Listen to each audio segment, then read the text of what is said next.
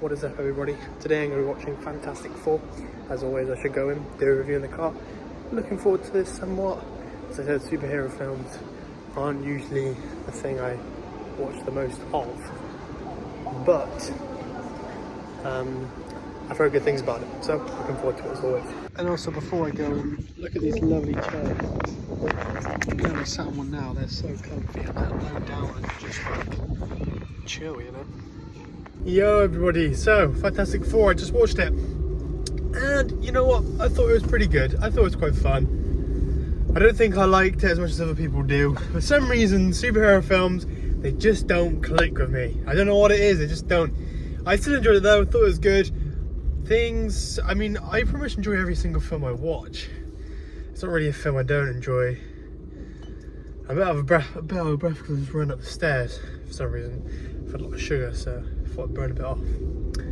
But what I will say is, yeah, Fantastic Four. It was alright. It was pretty good. I mean, I think the thing I liked about it is I like the whole aesthetic of it. I don't know when it was actually set, because in the beginning of the film it said the year 825. So I think it said that. I don't know. I'm pretty sure it said that. It's pretty confusing. But ultimately, through the whole film, I got this kind of really cool 60s aesthetic kind of vibe with New York and everything. That's a whole aesthetic in of itself. So, you know, yellow cabs, etc., etc. And that was really cool. And I love all the little gadgets and everything that they had. I also thought that was brilliant. Also, the story was quite fun, quite exciting, very simple. You know, nothing too crazy going on. And I really did like how it progressed towards the ending. I think the ending was really good. And I kind of thought the last 40 minutes was really good. It just had a more of a vision. I think the first kind of 20 minutes with films, obviously the first 10-20 minutes is hard to judge because they're just trying to ease you into the film. And I like it when they don't really do that. Sometimes they push you in straight into the film, you know, with the classic screenwriter Aaron Sorkin, I think that's how you say his name. Or where they just have a different kind of MacGuffin. It's called a MacGuffin. No, it's not called a MacGuffin. But it's just called like the first act or whatever. I can't remember what it's called. But the first 10-20 minutes. And sometimes the beginning of the films are really good. But the point is, sometimes they're quite boring. And sometimes they can be a bit like, oh, here we go again sort of thing. And that was kind of like Fantastic Four. I liked how they jumped straight into it instantly. But then after that, there was good bits here and there, but when they were kind of just talking and stuff, again, I don't know if it's my attention span, but I always seem to say this about certain things, but I don't think it is, because I don't mind if a film's slow paced or if there's little action. Like if there's little action, but the action means something, and there's actually something behind it, it's quite compelling, I don't mind it. I think now realizing back, that's the kind of issue I had with Superman, was that the action just seemed like action. But, well, the action in the sense that it was something like John Wick 4, 2 hours in, where every single fight is just so numbing. That wasn't as bad in Superman, but it had that kind of effect where in which it didn't feel like there was much point, or it didn't feel like there was a motive, a meaning behind it, if that makes sense. Anyway, that wasn't the case with Fantastic Four. I thought the ending was really, really good, and I thought most of the fighting bits were really good. I was actually quite tired, so I actually, when they were on the spaceship, won't give too much away, but when that bit's happening, about, I'd say 40 minutes into the film, I did have a little like nap here and there. Not because the film was really boring or bad, just because I'm really tired. So I had like a 2-minute nap here that opened my eyes for a little bit, 2-minute nap there, opened my eyes for a 1-minute nap right there, you know, kind of closed my eyes, and eventually I just woke up, necked a few more teasers, and then I was up and live. But I ultimately enjoyed it. The things I didn't like about it, as I said at the beginning, was a bit again, I don't know, I didn't have many issues with it, but I don't know, it's saying, I think it's just I don't click with superhero films, and it's nothing to do with the film, it's just me. And I don't know what it is, because I don't want to seem like this prestigious filmmaker. It's like, I'm Martin Scorsese says Marvel movies are roller coaster movies. It's not that at all. I love movies as what they are. I think the Spider-Man franchise, I think the Batman franchise are kick-ass fucking movies, and they're amazing. I love them. But those are the only ones. And I think, kind of just reflecting on it, I think the main reason to why in which some superhero films don't hit with me, it's because I think Fantastic Four did this actually very well, but it's because there isn't this kind of humanistic element to them. I feel like with Spider-Man and Batman in particular, they have such human aspects of superheroes, and the thing is they have such human qualities to them, but they also have such unhuman qualities to them, and that's what makes them so watchable. Is because Batman losing his parents, very relatable. You know, Batman being this very sad, depressed person, people can relate to that, and they have depth is the point. And I think for superhero films that's very common. For me personally, I haven't seen the films, so it's hard to judge, but from watching the Avengers, from watching these certain films, I don't necessarily feel like, that was this thing with Superman, I don't feel as connected to them. They just seem so superhuman, and it doesn't seem too much of a superhero's like humanistic element to them. But I feel like Fantastic Four definitely had that humanistic element to them. I think the baby, had a big part of that, but there was a good humanistic element to them. I really liked that, and I also thought the acting was really good from everybody. You know, I think Fantastic Four did brilliant. I think the acting was very good. I think the things I just didn't really like is, I don't know, I didn't think the first 20 minutes, I feel like there was an issue of pacing, I think is a problem. I feel like some bits could have been slower, actually. You know, when we're, because I always say speed, but like I feel like there could have been more pauses on certain things.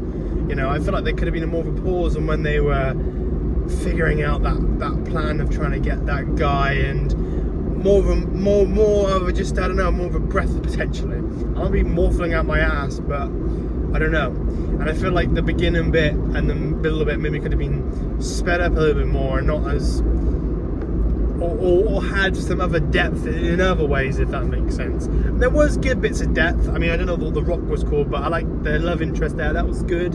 That was a really nice humanistic element there, and it makes you connect to them. So yeah, ultimately I enjoyed Fantastic Four. I actually think I preferred Superman a bit, but they're quite level.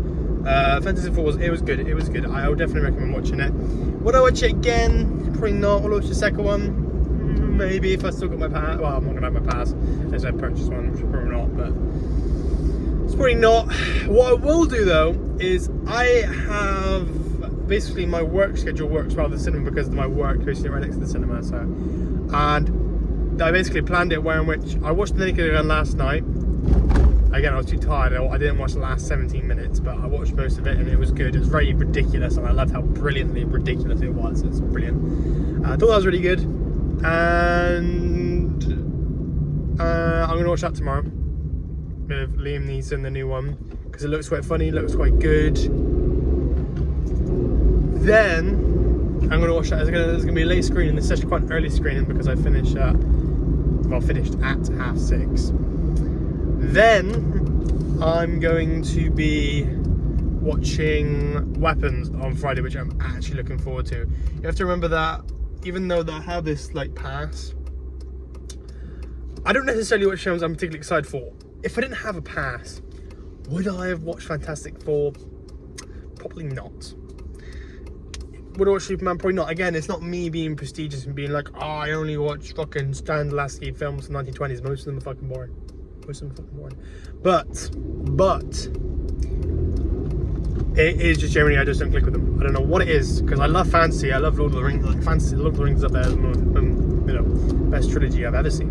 One of the best trilogies. But the point is there's some films that I watch just because I'll be like, okay, I'll watch it. It'll be okay. And that was one of these films today. And for some people, they're gonna like it even more. I feel like I had a bit more higher expectations going into it. But I feel like, I don't know, that's very slightly, I feel like most of them were most of my expectations were met. But I feel like from people rating it and saying how great it was, or like how they really enjoyed it, I don't think I really enjoyed it, I just enjoyed it. Anyway, bring me back to my point. Weapons on Friday, I'm actually looking forward to. Like, I'm actually want to watch it. It looks so terrifying. It looks really fucking scary.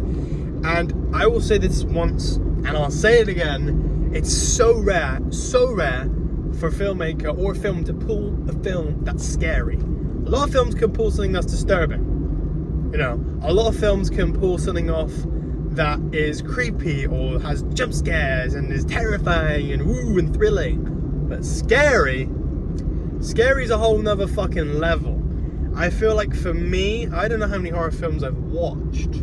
I remember 2001 was quite scary. I don't know what it was, but it was really eerie and scary. And the first Sinister film, when I watched that was a scary film. And I think one for me, Paranormal Activity. Now Paranormal Activity was a scary film. It was a very scary film, Paranormal Activity. But the point is I feel like Weapons is a scary film, and I'm looking forward to it because there's very rarely scary films. And very rarely there's films that scare me. But yeah, Fantastic Four was good. It was exciting. It was fun. Good family film. There wasn't much comedy in it. If there was, it wasn't. Yeah, which is a shame because I love comedy. But Weapons is what I'm actually looking forward to. The Naked Gun I'm looking forward to as well. Would I pay for a ticket? Potentially. More so than the superhero films.